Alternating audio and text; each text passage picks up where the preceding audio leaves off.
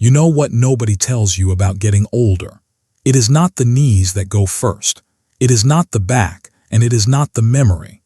What goes first is the comfortable assumption that the people who sat at your table and called you family are exactly who you believe them to be. Some people go their whole lives without that assumption getting tested. I was not one of those people. And the morning it cracked open started the same way most significant mornings do, with a phone call I was not expecting and a question that should have been simple. My name is Luke Bennett, Cedar Falls, Iowa, born and raised, and I have spent most of my working life being the person other people call when something goes wrong that cannot be fixed with anything you would find in a hardware store. I am talking about the other category of broken. Decisions made in haste and regretted at length. Relationships that developed fault lines years before anyone noticed the ground shifting. Consequences that arrive like bills that have been ignored too long, quietly at first, then all at once. I have been in this business long enough that I stopped describing it as a skill somewhere around my late 40s. Now I mostly just describe it as my life. Standing in my kitchen on a Thursday morning with my coffee going cold on the counter, I felt that particular current in my chest, the one that means something has already broken, and I am just the last to find out. Then my phone rang and my mother's name came up on the screen. Welcome to Dad's True Emotions. Find a comfortable seat because this one has some distance to it and it is worth covering every mile. Everything I bring to this channel is real. It belongs to a real family, my family, and it went to places I still turn over in my mind when things get quiet. Leave a comment when you finish. I read every one of them, and if you are not already subscribed, now would be the right time. My mother is Dorothy Bennett, 81 years old. She still lives on Burwood Lane in Davenport in the same house where I grew up, still has a landline, still considers this a perfectly reasonable way to live her life, and is almost certainly correct. She is the kind of woman who remembers everything, keeps everything, notices everything, and says very little about any of it until the exact right moment. She called me that Thursday with no greeting and no preamble. Just my name, set down carefully the way you set down something fragile you are not entirely sure about yet. I turned the stove off. I asked her what was wrong. She asked me whether Nathan's graduation party had already happened.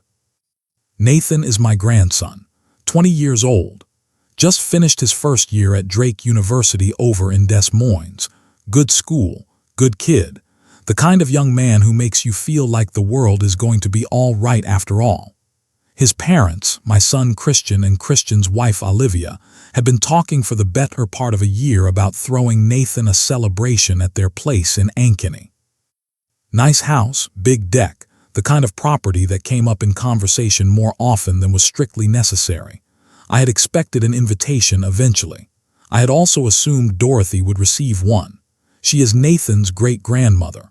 She taught him card games before he could reliably tie his own shoes. She once chased a raccoon off his bicycle with a kitchen broom and a complete absence of fear. A woman like that does not need to earn a seat at a family table. She has already earned it about 30 times over. I told her yes, the party had been the previous Saturday. Then I asked why she was asking. Nobody had called her. She had found out by calling Christian herself to ask about the date, and Olivia had come onto the line and said, "And I need you to hear the exact texture of this, oh Mrs. Bennett. The party was last Saturday. Light. Easy. The tone of someone reporting a minor calendar confusion rather than informing a great-grandmother that her family had celebrated without her." And then Olivia laughed, brief and breezy and completely without weight. I felt something pass through me when Dorothy told me that, not anger, not quite, but something adjacent to it, something that arrives before anger does and is colder and more purposeful. I did not know it yet, but that laugh was going to be the single most consequential sound Olivia Davis Bailey made in a very long time. Some things you pay for later that you do not even feel yourself spending in the moment. I called Christian before I had fully finished the call with Dorothy. He picked up fast, too fast for someone who had not been anticipating my call, too fast in the particular way of someone who has been carrying something guilty and keeps their phone close because of it. I did not bother with pleasantries. I asked him directly why his grandmother had not been at his son's party. The silence on the other end was not empty. It was full of a man running calculations, deciding how much to say, figuring out the shape of the story I already had. He told me it had just been Nathan's friends, college people, that it was not really a full family event. I pointed out that Dorothy was 81 years old and lived 20 minutes from his front door. He said he knew. And then I heard it, Olivia's voice underneath his. Not words. Just the tone of it, low and directional. The voice of someone coaching from the side who does not want to be heard doing it. Something lifted along the back of my neck and stayed there. Christian told me they would come by, next week. They would explain everything in person. I pushed back. He said, "Please, Dad," and ended the call. I stood in my kitchen in Cedar Falls with cold coffee on the counter and a suspicion that had gone from cool to hot and was still climbing, and I knew with complete certainty that none of this was about a graduation party. The party was the surface. There was something underneath it, and whatever it was, it had been there for a while. I called Dorothy back. I told her they were coming next week. She made a sound I have heard her make my entire life, the sound of a person who already has the answer and is waiting with characteristic patience for you to arrive at the question. I asked her what she was not telling me. She paused long enough that I could have made a cup of coffee and come back. Then she told me Shirley Greer had been at that party. Shirley, from First Methodist, who went to Olivia's Pilates class now, who had called Dorothy the Sunday after the party to say what a lovely time she'd had, and who had mentioned in passing that there had been a very put-together young woman there, professional-looking, brought a leather folder, a lawyer, Shirley thought, and at some point during the afternoon, all the adults had gone inside together for close to an hour while the younger crowd stayed out on the deck. When they came back out, Shirley had observed that Christian looked like he had received difficult information. Olivia looked like she had received exactly the information she was hopping for. I asked Dorothy the question I already understood the answer to. I asked whether they were going after the house and the trust. She told me I already knew, and she was right. Dorothy Bennett has lived on that street for 52 years. My father spent his working life building something real, land outside Davenport, savings. A trust that was not flashy and was not discussed, but that represented decades of quiet and consistent effort from two people who never stopped working and never started showing off. 11 acres. Accounts that would genuinely surprise anyone who looked at the Burwood Lane house and assumed they were seeing the full picture. It was simply there, the way Dorothy was simply there, permanent, familiar, never questioned, until someone stopped taking it for granted and started making plans around it. I told Dorothy I was going to start making calls. She told me she already had, and in her voice at that moment was something I have heard before but never quite been able to name, not anger, not fear, something quieter than both of those. The settled composure of a woman who has spent 8 decades being underestimated by people who looked at her and stopped at the surface, and who has over a long lifetime figured out how to make that useful. She asked me how I thought she had known to call me on a Thursday morning. Then she hung up before I could answer. I stood in my kitchen and added up what I had. My son, who I had believed was better than whatever this was turning out to be. Olivia, polished and deliberate and holding cards I had not seen yet. Nathan, 20 years old, whose own celebration had apparently been used as cover for something he knew nothing about. And Dorothy, 81 years old, Burwood Lane. Davenport, who had just hung up on me with the quiet certainty of someone who was not worried about the outcome, because they had already started working on it. I picked up my phone and sent a message to a contact I had not used in nearly 2 years. 3 words, "Call me, urgent." I did not know yet exactly what Dorothy had set in motion, but I knew that when Christian and Olivia arrived with their explanations and their careful expressions, they were walking into something they had not prepared for. They believed they were coming to handle me. They did not understand who they were actually dealing with. 7 days of near silence. One text from Christian, still planning to come Thursday, Dad, with a period at the end instead of anything warmer. A period, chosen by someone who had been coached on his punctuation. I spent that week the way I spend every week when something is genuinely wrong, not spiraling, not telegraphing, not giving anything away. I made calls. I drove down to Davenport on Monday and sat at Dorothy's kitchen table on Burwood Lane and drank her genuinely terrible decaf and listened to everything she had to tell me. Dorothy Bennett had not been sitting still while I was standing in Cedar Falls feeling blindsided.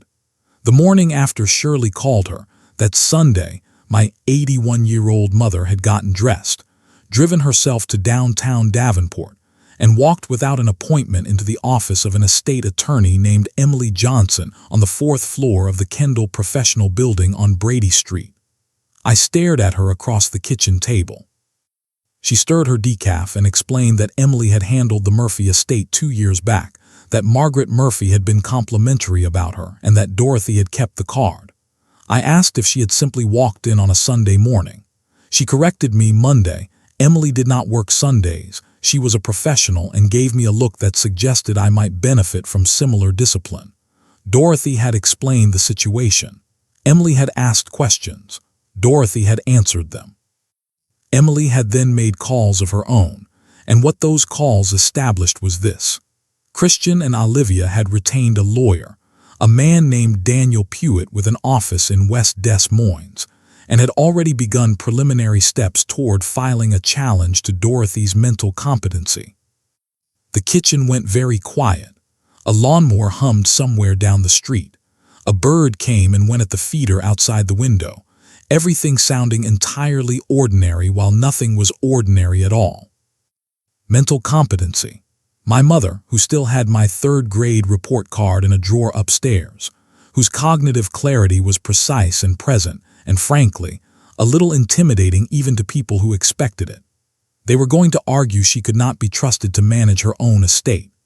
Dorothy picked up her coffee and told me she found it interesting that she had been the one to walk into an attorney's office without being asked, while her son was still working through his feelings in Cedar Falls. I pressed both hands flat on the table. I told her I needed her to understand how serious this was, that what they were attempting, done improperly, moved out of the merely insulting and into the genuinely illegal. She told me Emily had covered the legal landscape thoroughly. She also told me Emily had explained exactly what needed to be done to ensure the challenge went nowhere. Then she smiled. The smile she has been giving me since I was 16, and briefly believed I was more perceptive than she was. I was not then, not once. She said we would get to that. Thursday arrived the way it had been arriving all week on the radar. You know it is coming. You have prepared as well as you can, and there is still that moment when it actually shows up and your stomach does what stomachs do. Christian and Olivia pulled into my driveway at 2:14 in the afternoon in Olivia's white Audi. I watched them from the window before I went to the door. Christian got out looking hollowed and tired, the particular exhaustion of a man who has been losing arguments with his wife for 7 days straight. Olivia got out looking the opposite, composed, bright, wearing that precise smile I had spent years trying to decode. I had the translation now. It meant, I want something that belongs to someone else, and I believe I have worked out how to get it. I opened the door before they knocked. Christian hugged me. It was a real hug, I want to be clear about that. Whatever Olivia had walked him into, the kid still loved me. He had not gone entirely cold. I held on to that because it mattered for what came later. I made coffee. I was pleasant. Olivia thanked me for being patient. Of course, I said, patient, sure. We sat at the kitchen table, the same table where I had grown up eating breakfast, the same table where Christian had done his homework as a boy, and nobody spoke for a moment. Then Christian said they wanted to talk about Grandma Dorothy. Olivia stepped in with the practiced smoothness of a rehearsed handoff. Dorothy was alone. She was managing significant assets without oversight. Some of her recent decisions had been concerning. I asked which decisions. Olivia blinked once briefly and I caught it. She had not expected me to push back that quickly. She mentioned a donation Dorothy had made to her church the previous year, substantial, made without consulting anyone. I told her Dorothy could give her money to the neighborhood raccoons if she felt like it. It was her money. Olivia said, of course, nobody was questioning that. They just wanted structure, oversight, to protect her. To protect her. I looked at my son, the boy I had coached Little League for, driven to college, lent money to twice without ever once mentioning it again, and felt the specific exhausted grief of watching a decent person make an indecent choice. Because Christian was not a bad man. He was a good man who had made the mistake of confusing his wife's agenda for a shared one. That is an old and human error. It does not make it forgivable, but it is at least comprehensible. I asked whether that was why they had brought an estate attorney to Nathan's graduation party. The room changed instantly. Christian went still. Olivia's smile held. It was too constructed to fall apart, but it tightened at the edges just perceptibly. She asked who had told me. I said it did not matter. Christian said Emily had just been there as a friend. I said Emily Johnson, 4th floor, Kendall Building, Brady Street. Olivia set her coffee cup down with unusual care. I continued. Emily Johnson, I said, who happened to be the same attorney my mother walked in to see on Monday morning. What followed was one of the finer silences I have ever sat inside. Complete. Working. Doing everything that needed doing without any assistance from me. I turned to Olivia and asked whether she wanted to explain what was in that leather folder, or whether I should tell her what my mother already knew was in it. Whatever color remained in her face excused itself from the room.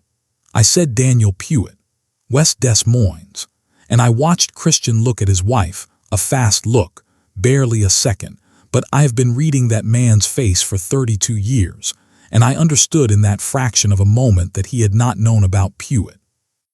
Olivia had taken that step without him. Whatever he had agreed to, he had not agreed to all of it. I looked at my son and kept my voice as soft as I could manage. I asked how much of this he had actually known about. He did not answer. His jaw tightened. He looked down at the table. That was answer enough. Olivia said they had been protecting the family's interests. That all of this was about protecting Dorothy. That Dorothy was sitting on assets that could benefit everyone, including Nathan. I told her Dorothy was sitting on assets that belonged to Dorothy, that my father had built that trust, that Dorothy had maintained it, and that what they had done was use my grandson's graduation party as a staging ground for a legal strategy aimed at stripping her of authority over what was hers. I held up one hand before Olivia could respond. She stopped. Good. Here is what I told her instead. My mother already knew. She had known before I did. She had been in Emily Johnson's office on Monday morning while Olivia was still deciding what to wear to this meeting. Emily Johnson was no longer their family friend. She was Dorothy's attorney of record. As of Tuesday, Dorothy had made changes to her estate documents, filed and notarized and complete. The competency challenge they had been building through Pewitt was done. Emily had described the protective documentation as something that would take a team of lawyers 2 years to even begin untangling, and that would go nowhere regardless. I did not know the specific details. Dorothy had not shared them with me. She had told me. And I am quoting directly that a woman's finances are her own business. I nearly smiled saying it. Nearly. The kitchen sat in silence for a long while. Then Christian said very quietly that he was sorry. I looked at my son and I did not say it was all right. It was not all right. I told him there was one more thing. Nathan. He did not know what his graduation party had been used for. He was going to find out someday, not from me, and when that day came, it would be between him and his parents, and that conversation was not mine to be part of. I stood up. I said I thought we were finished for today. Olivia had things left to say. None of them came out. They left at 3:41 in the afternoon. I watched the white Audi disappear down the street and then called Dorothy. She picked up immediately. She asked how it went. About how you would expect, I said. Christian had not known about Pewitt. She told me she had not thought he did. I asked her what she had changed in those documents. Silence. Then that sound, the specific, infuriating, entirely magnificent Dorothy Bennett sound that means this information belongs to her and she has made a decision about that. A woman's finances are her own business, Luke. Come Sunday for dinner. I am making pot roast. She hung up. Now I need to tell you something about Dorothy Bennett before I describe what happened at that Sunday dinner table, because you need to carry it into the room with you. That woman has not raised her voice in anger in my lifetime. Not once. She does not slam doors or make threats or issue ultimatums or give warnings. She does not tell you what is coming. She simply waits, patient and quiet and absolutely, unhurriedly devastating, until the moment is precisely what she needs it to be. And then she does not destroy you loudly. She does it so completely and so calmly that you are standing in the wreckage before you quite understood the building had come down. She had ironed the tablecloth. I saw it the moment I walked in and felt it settle into place. Dorothy irons the tablecloth for Christmas, and for moments that require the world to understand she has been thinking about this carefully for quite some time. When I pulled up to Burwood Lane on Sunday and saw not only Christian's car in the driveway, but Nathan's beat-up Honda Civic with the Drake University sticker in the back window, I sat in my truck for a solid 10 seconds. She had invited Nathan, without telling anyone else she was going to do it. The 20-year-old whose graduation had been used as staging for a legal maneuver against his own great-grandmother, sitting at Sunday dinner with everyone who had been part of that plan. Oh, she was something. She was so completely and quietly something. I walked in without knocking. Dorothy has always considered knocking rude from family, and found Christian at the table looking like a man waiting for sentencing. Nathan was beside him, scrolling his phone with the easy, unself-conscious energy of a college kid who has no idea his afternoon is about to be rearranged. Olivia sat across from them both, spine straight, smile operating at full capacity, hands folded, the posture of someone who believes she still has the situation organized in her favor. Dorothy was at the stove stirring something that smelled like a memory. She told me to hang my coat without turning around. Dinner in 20 minutes. I hung my coat. I sat down. I looked at Christian, who looked back at me and then looked away first. I looked at Olivia, who held my gaze with a steadiness I now recognized completely for what it was, the composure of someone who still believed they had options on the table. She did not have options. She simply did not know that yet. What followed was the most technically accomplished performance of ordinary family dinner I have ever witnessed from a seat at the table. Pot roast, roasted carrots, dinner rolls Dorothy had made from scratch that morning, sweet tea in the glasses she reserved for company. She asked Nathan about his professors. She asked Christian about work. She complimented Olivia's blouse in a tone warm enough that it left Olivia genuinely uncertain whether she was being welcomed or positioned. She was being both. That was always going to be the answer. I ate and watched and kept my own counsel, which is its own kind of work. Nathan ate the way a 20-year-old college kid eats a home-cooked meal, with complete and uncomplicated enthusiasm, entirely unaware that every piece on the table around him had been placed with intention. Then Dorothy set her fork down. She folded her napkin and placed it beside her plate with that small, deliberate click I had heard once before, on Monday morning at this same table, right before she told me about Daniel Pewitt. The sound of a woman who is entirely ready. She called Nathan's name pleasantly. He looked up mid-bite. She reached into the pocket of her good navy cardigan, the church one, and produced an envelope, cream-colored, sealed, slid it across the table to him. He set down his food and opened it. I watched his face change in real time, the openness draining away, replaced first by concentration, then by confusion, then by something slower and more serious settling in the way it does when a young person encounters a number that rearranges how they understand the world. He looked up at her and told her this was a check. She agreed it was. He said it was a very large check. She told him his grandfather had worked very hard, and so had she, and he was going to finish his education and do something that mattered with his life. Olivia said she had not known about this. Her voice was controlled, but I heard the thin crack running through it. Dorothy told Nathan there was a condition. The funds were going into an account in his name alone, not joint, not accessible to anyone else. Emily Johnson's office had set it up on Tuesday. The transfer had already been processed. The check was a formality. Then, in the same pleasant voice she had used to ask about Nathan's professors, Dorothy mentioned she had also restructured her estate documents. The property, the trust, the accounts, all of it reorganized in a manner Emily described as quite airtight. And one more thing, she said, mentioned with love because she genuinely loved this family. She had completed a full cognitive assessment at Davenport Medical Center. Memory, reasoning, judgment, the whole picture. Passed with what the doctor called remarkable clarity for any age. Emily had the report. It had been attached to the estate filing. The thin crack in Olivia's composure widened. Just enough. Dorothy said her name.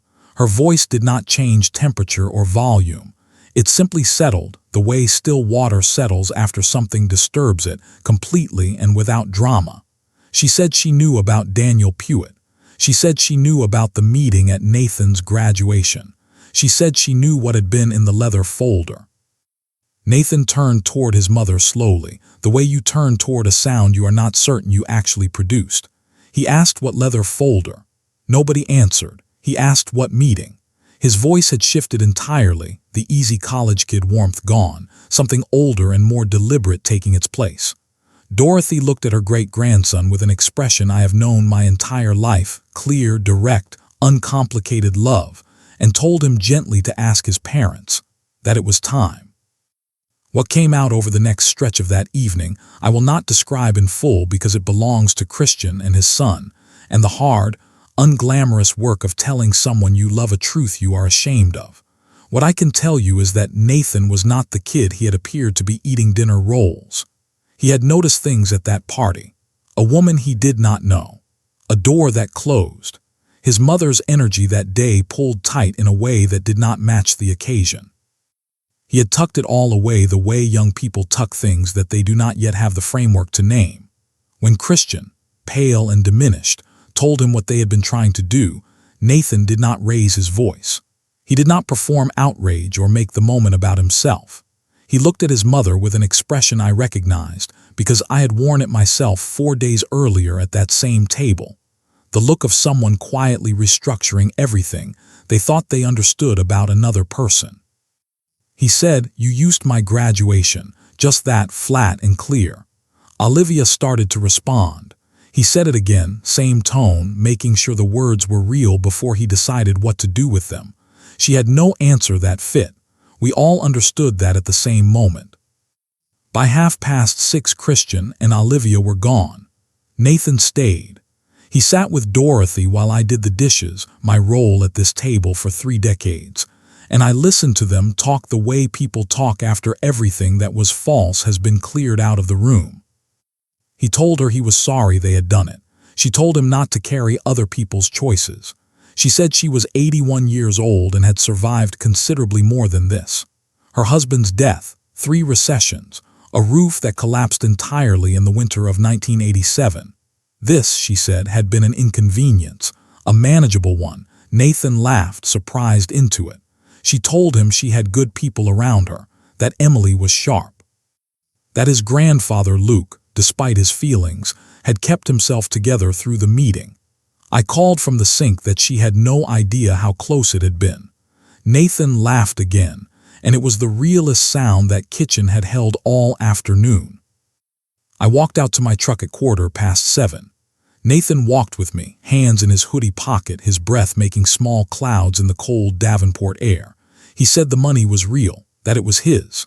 I told him Emily had locked it up with his name on it and walls around it that no one was moving. He nodded. Then he asked me if his dad was going to be okay. There he was, underneath everything, the kid who loved his father. I told him Christian was not a bad man. That he had made a bad decision in the company of someone very persuasive about it being a good one. That it was recoverable if he did the work. Nathan nodded slowly. He asked about his mother. I told him that was above my pay grade. He almost smiled. He looked back at the house, at the kitchen light in the window, Dorothy's silhouette still moving around her clean table, and said she was something else, wasn't she? I told him she always had been, that we just kept forgetting. I drove back to Cedar Falls with the radio low and the highway to myself, and the specific quiet satisfaction of a man who has watched something be made right without anything being broken in the process. It is a calmer feeling than you might expect. No explosion, no dramatic peak, just the long exhale of watching someone underestimate the wrong person and sit with what that costs. Dorothy Bennett had been looked at by people who called her family and seen an opportunity. They had seen a landline and a house on a quiet street and an old woman who could be managed. They had not seen what I had spent 6 decades watching. They had not seen her.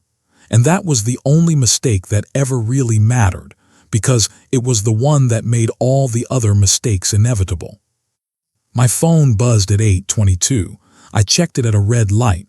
Dorothy. Dinner was nice. The rolls came out well. I typed back, you leveled them with pot roast and sweet tea. Dad would have loved every second of it. 3 dots. Then, he always did love a good Sunday. I set the phone down and drove the rest of the way home thinking about a quiet man who built something real and left it to a woman he trusted without reservation, and about how the people who tried to take it never stopped to ask what it was actually built on. That was their only mistake. It was enough. If this story stayed with you, hit the like button and subscribe to Dad's True Emotions. It takes you nothing and it keeps this going. Thank you. Genuinely. From one dad to whoever is on the other end of this, thank you for being here.